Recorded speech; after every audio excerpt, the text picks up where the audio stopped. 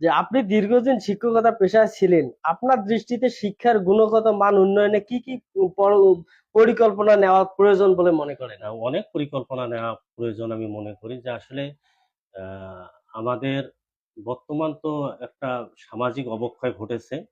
সেটা হলো যারা টিন এজেড, অর্থাৎ যাদের বয়ঃসন্ধিকাল, এই বয়ঃসন্ধিকাল পিরিয়ডটাকে আমাদেরকে নার্সিং করতে হয়। এটা খুব কঠিন একটা পিরিয়ড আমি মনে করি। অন্তত শিক্ষার্থীদের জন্য খুব কঠিন একটা পিরিয়ড, যে সময় আমাদেরকে নার্সিং করতে হয়। তা সেই সময় আসলে শিক্ষার্থীদের খুব পাশাপাশি থাকতে হয়। শিক্ষককে বন্ধু হিসেবে গ্রহণ করতে হয়, শিক্ষককে আবার মাঝে মাঝে শাসনও, শিক্ষার্থীদেরকে আবার মাঝে মাঝে শাসনও করতে হয়, আবার বন্ধু হিসেবে গ্রহণও করতে হয়। এবং তাদেরকে কাউন্সিলিং করে যে অনৈতিক কাজগুলোর থেকে তাদেরকে বিরত কিভাবে রাখা যায় সেটার একটা কৌশল অবলম্বন করতে হয়। তা আমি মনে করি যে